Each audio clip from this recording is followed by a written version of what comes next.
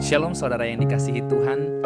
Sungguh kita bersyukur sekali lagi hari ini kita diberikan kesempatan mendengarkan firman-Nya. Oleh karena itu jangan sia-siakan waktu ini. Dengarkanlah firman Tuhan dan mintalah pertolongan daripada Tuhan supaya Ia sendiri yang menolong kita melakukan kehendak-Nya. Marilah berdoa. Bapa di dalam surga, kami berterima kasih untuk kasih setia, pertolongan dan kebaikan-Mu yang tiada hentinya dalam hidup kami. Saat ini kami mau mendengarkan firman-Mu, berilah kami pemahaman yang benar supaya kami tahu apa yang menjadi kehendak-Mu. Dan kuatkanlah kami supaya kami juga dapat melakukannya. Dalam nama Yesus Kristus. Amin. Firman Tuhan hari ini diambil dari Matius pasal yang ke-5 ayat yang ke-9. Berbahagialah orang yang membawa damai, karena mereka akan disebut anak-anak Allah. Firman yang kali ini yang kita baca unik sekali karena dikatakan anak Allah adalah mereka yang membawa damai. Orang yang membawa damai adalah mereka yang berbahagia.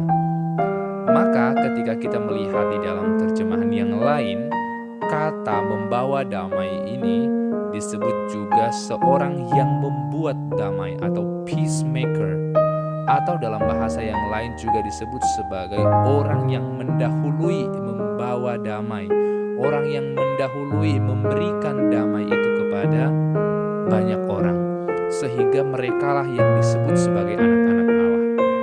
Kita tahu bahwa sebenarnya kita anak-anak Allah diberikan anugerah untuk dapat melakukan itu.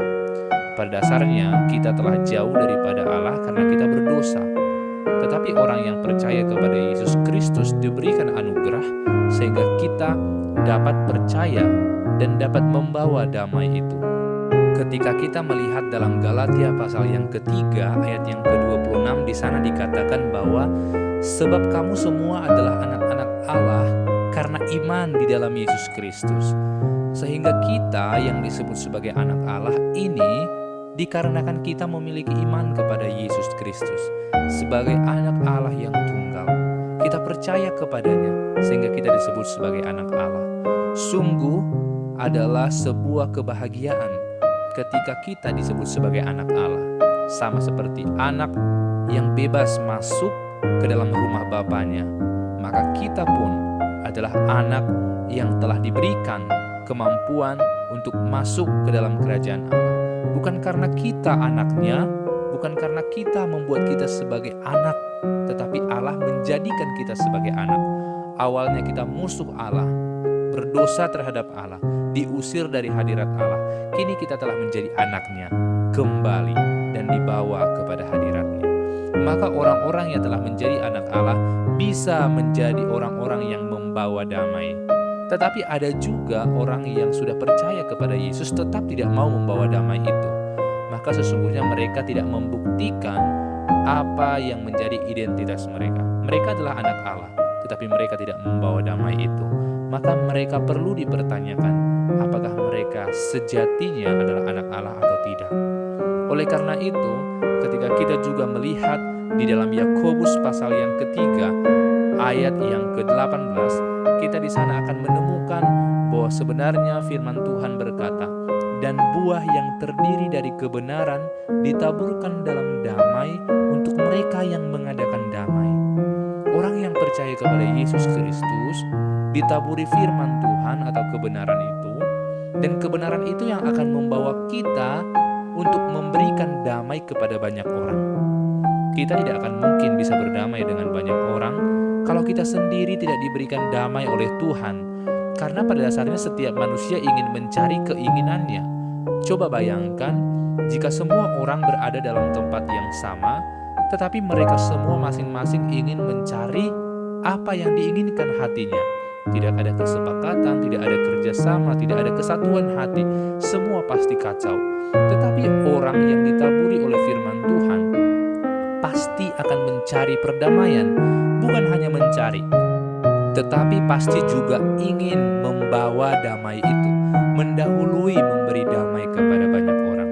Maka ketika kita juga mengingat apa yang dikatakan oleh Yohanes dalam 1 Yohanes pasal yang ketiga ayat yang pertama, Di sana ia berkata, lihatlah betapa besarnya kasih yang dikaruniakan Bapa kepada kita, sehingga kita disebut anak-anak Allah.